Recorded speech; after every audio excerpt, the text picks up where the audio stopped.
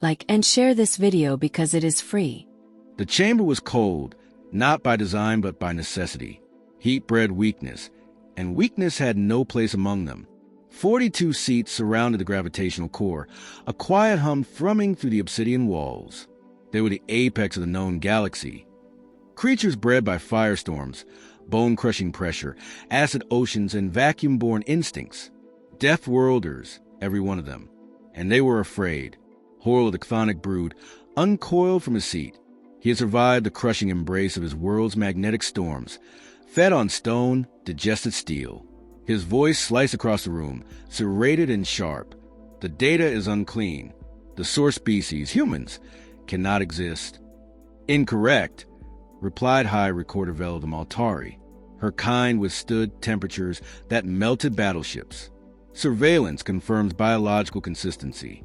It is real. Silence followed. Real meant dangerous. Real meant something they would have to deal with. Horror activated the projection.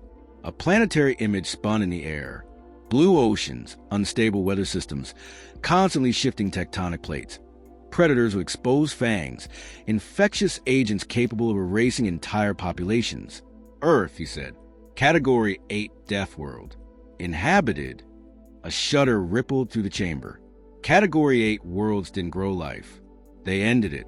They have no exoskeleton. A skeletal avian delegate whispered. Their young are born underweight and helpless.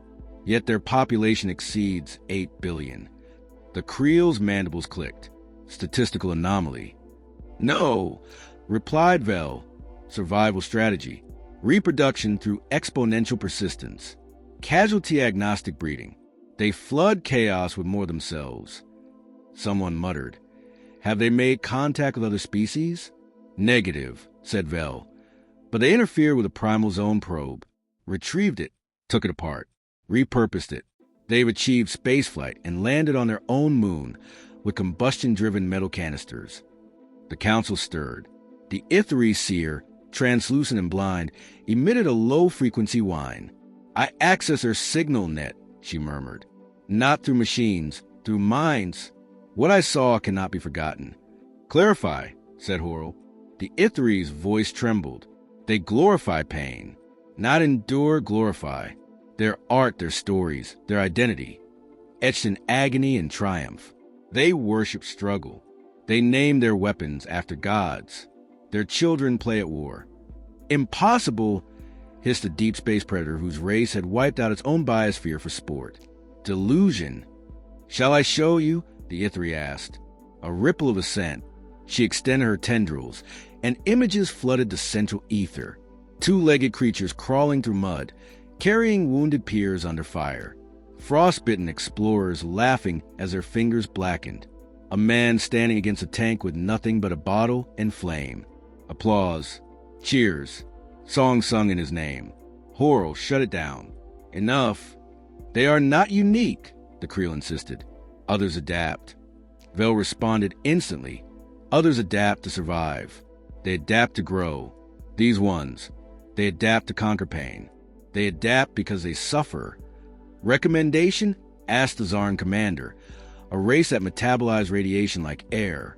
Observation is insufficient, said Vel. We need direct examination. That's lunacy, growled Horrell. You want to interact with it? Just one. We capture a specimen. Non-invasive. We examine. If they're overhyped, we end the project. And if they're not? Vel was silent. Horrell turned to the council. Vote! One by one, claws, tendrils, limbs, and energy pulses cast their signals. The motion passed. The silence afterward was thick. No one cheered. No one spoke. Even Deathworlders feared rolling dice with something born from Earth. 6 hours later, the decision echoed across encrypted relays. Deep space drones reoriented. AI scramblers locked onto neural frequencies, orbiting Mars. Target identified. Nathan Rourke, human male. Engineer. Former soldier. Isolated. Recoverable. The operation lasted 7 seconds. He never saw it coming. One blink, and he was gone. Back in the council chamber, the delegates disbanded in silence. The Creel asked a final question. If they survive a Category 8, what happens if they ever leave it? No one answered, but every one of them thought the same thing. Pray they don't. Nathan Rourke woke up in a room that defied physics. The walls shimmered without light, and the air tasted like static. His limbs didn't move, suspended in some kind of stasis, but his mind was razor sharp. That was their first mistake. 42 species watched from across the galaxy, each delegate tethered to a secure link, monitoring the live feed from Red Echo Station. Rourke floated at the center, bio-shielded and sedated just enough to dull aggression. A precaution, nothing more. The Council had chosen him carefully. His record showed combat endurance, high-stress resilience, and a mind shaped by chaos. Perfect for dissection. Neural tethers slid silently into his cortex. They didn't cut. They didn't slice. They read, decoded, unwound his thoughts like a spool. Emotions first, primal data, then structured memory. They wanted context. They got childhood, a snowy field, a broken arm. No crying, just a small boy walking home, bone jutting from skin, because the house was too far for tears. They saw hospital lights, saw him bite down on cloth as bone was set. No anesthesia. His father said, "Good. Remember that pain. It means you're still alive." Several delegates recoiled. Then came training. Endless drills in desert heat. Frostbite marches through Arctic storms. Not to survive them, to dominate them. They watched him bleed and walk it off. They watched him carry others when his own legs shook. One counselor whispered, "They make weakness a weapon." Then came war. Rourke's mind pulled him into the dirt. Lunar dust. Impact craters glowing from fresh artillery burns. Screams in the comms. No way to breathe, no time to panic. Only reaction.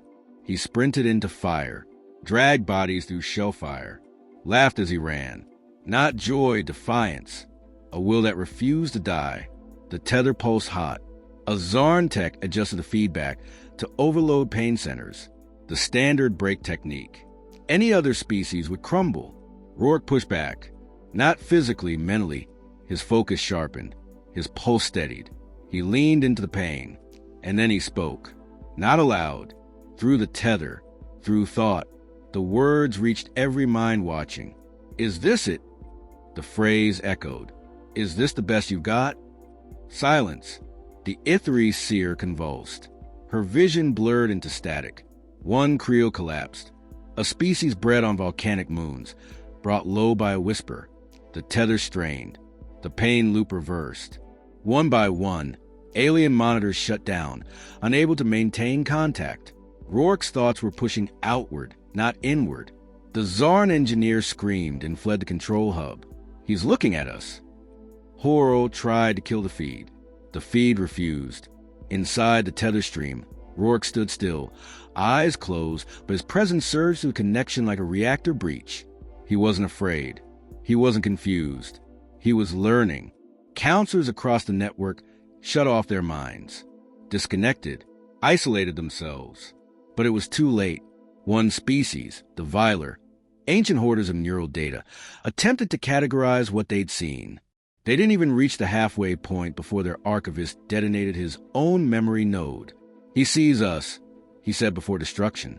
"He sees all of us." The tether snapped. Not gently, not cleanly. It ripped free, feedback looping energy back through the relay grid. Red Echo Station trembled. Lights shorted. Gravity blinked. Nathan Rourke fell to floor. Unbound. He didn't scream. Didn't flinch. He just opened his eyes. Security protocols activated. Force fields, sedatives, sonic suppressors. But he didn't resist. He smiled. And every species watching felt that smile. He wasn't grateful. He wasn't curious. He was patient. Horo screamed at the Red Echo AI. "Put him down!" The AI hesitated. Just long enough for Rourke to say, "Now I know you're real." And then he sat cross-legged, calm as a monk. "They came for me," he whispered. "Good. Let's talk." The feed went black.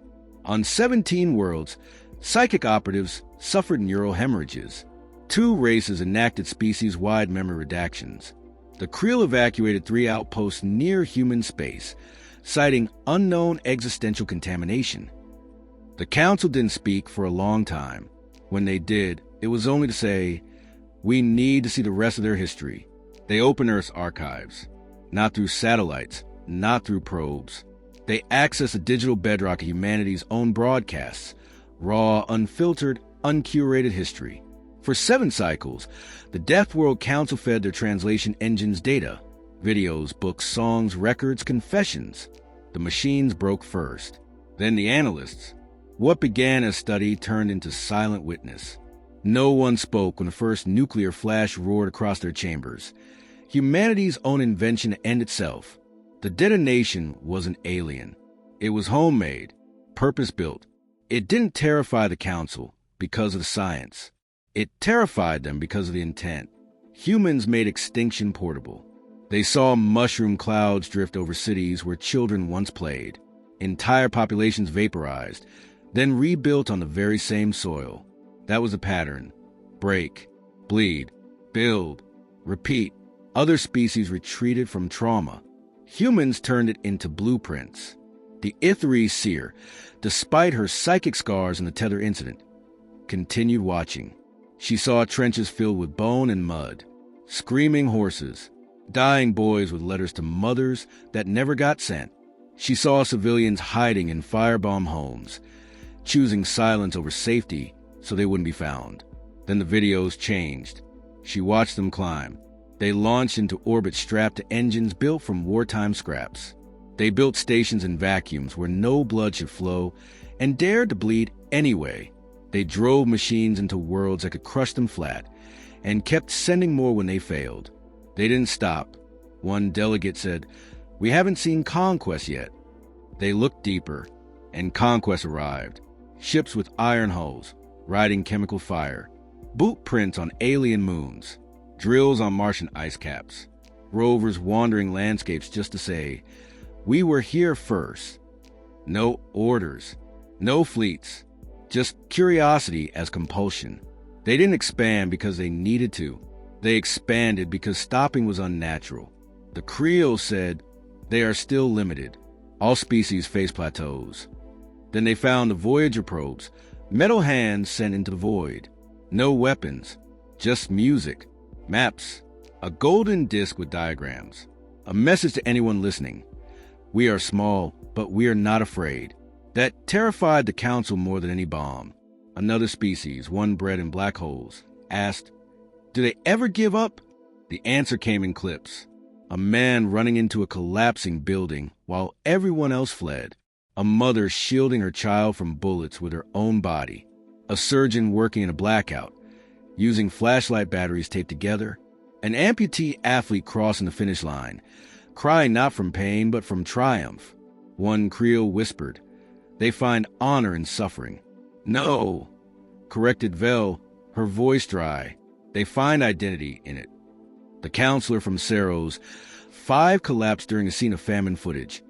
Children dying in dust, yet singing. Singing. Another species began purging its records after seeing humans go back into plague zones voluntarily just to care for others. They watched revolutions, not the ones of blood, but of mind. A single man standing before a tank. A woman burned alive for education. Workers refusing to fight each other and instead sharing bread. They fought their own tyrants more brutally than they ever fought outsiders. "Violence isn't their curse," said the Ithri. "It's their language." And then came art. Shakespeare, Beethoven, Basquiat, Maya Angelou, Charlie Chaplin. A soldier, after surviving 3 tours and losing his friends, wrote a poem so haunting it silenced an entire moon base's command deck. "Why create beauty?" asked one insectoid analyst. "If you know it will die?" Vel answered, "Because they know they will die. And that doesn't stop them either." Then came the laughter, the jokes in prison camps, sitcoms made during war, stand-up comics cracking jokes about trauma to full audiences. They didn't process pain through meditation or spiritual balance. They mocked it. They mocked the universe. A final query was run through the archive. What do humans fear? The results returned. Not death, not pain, not even failure. Instead, the answer was coded in a single phrase repeated across cultures, time, and media: to never be remembered, to never matter. So they built legacies out of ruin. They climbed from the dust not because it was easy, but because someone had to. They are singular, said Horrell, finally. They exist in a universe that keeps trying to kill them, and they refuse to die. Vel nodded once. That's what makes them terrifying. The Creel leaned forward, expression unreadable. They were born on a death world, but I no longer believe the world made them. I believe they made the world a death world by surviving it. No one argued. The feed ended. And in the dark chamber of the Death World Council, 42 apex predators sat in absolute silence, not because they were still processing, but because, for the first time in their empire's existence, they were wondering if the apex still belonged to them. They voted again, not publicly, not in open voice. Each delegate cast their signal in private, encrypted pulses behind quarantine thought walls. They didn't debate. There was nothing left to say. The result, unanimous. The Council classified Earth as a Class 0 interaction zone. Total quarantine. No trade, no diplomacy, no surveillance. Full no-contact enforcement. It was a coward's move, and they all knew it. But it was also survival. Horrell stood after the decision was transmitted. His form flickered under the chamber's light as he addressed no one directly. Yet everyone felt it.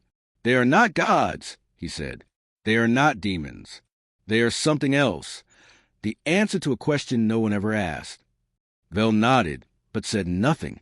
Meanwhile, on Red Echo Station, Nathan Rourke was no longer restrained, no longer studied, no longer observed. He was watched, from behind walls, from cameras now set to passive, from corridors no longer patrolled. The station's AI had rerouted itself to a low-alert state without command.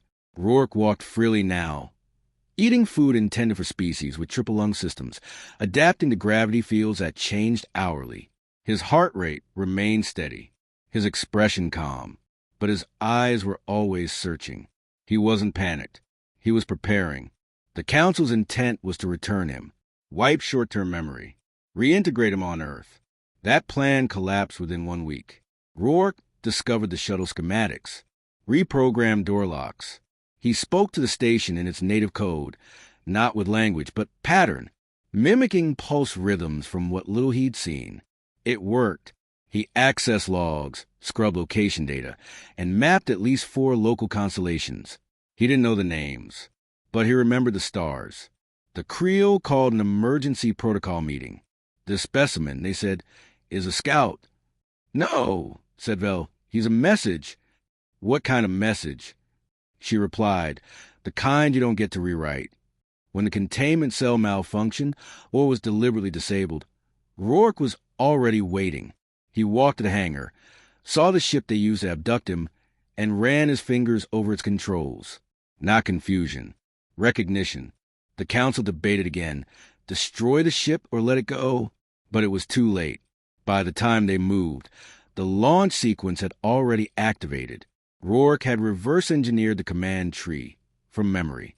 Red Echo Station shook as the vessel tore through slip space. He was gone. No chase. No beacon. Only the absence. The chamber dimmed. A hollow quiet sat among them like ash after fire. The Ithri seer, still frail from her mind's earlier breach, offered the final words. You did not examine him. He examined us. And no one disagreed. 3 weeks later, a pulse transmission struck the outer fringe of Galactic Relay Net 7. No coordinates. No name. Just a signal. Human-made. Inside, a voice. Calm. Precise. The same man. Nathan Rourke. I know you're out there, he said. I don't know what you are, but now I know that you are. That's enough. He paused. You pulled me out of my sky. Ripped me from my planet. You wanted to understand what makes us, us. Another pause. I hope you found your answer. Silence again. Then, because now we're going to find you. The transmission ended. The Council tried to trace the signal's origin. Impossible. It had bounced off dead probes, solar flares, derelict vessels. Too clean, to be accidental, too scattered to be random. The message hadn't been a warning. It was a declaration of intent. Vel stood before the gathered apex species of the galaxy and spoke the words none of them ever expected to hear. We did not wake a beast. We woke a people. The Creel leaned forward. What do we do now? Horrell answered, voice sharp and final. Hope they never get organized. Too late. On Earth, the abduction had not gone unnoticed. Rourke's equipment had recorded trace data, radiation bands, gravitational anomalies, unknown signal modulations. He'd left it for someone to find. They did. Within weeks, old research projects were resurrected. Budgets appeared from black departments. Military and civilian teams began reverse engineering star mapping data. Every telescope on Earth turned to where he might have gone. They didn't panic. They prepared. Because humans don't run from the unknown. They chase it. And somewhere among those turning stars, Nathan Rourke was coming home. With coordinates. With questions. With fire in his blood. And behind him, the Deathworld Council watched the sky. And waited. Not because they feared the human they took. But because he was only one. And there were billions more.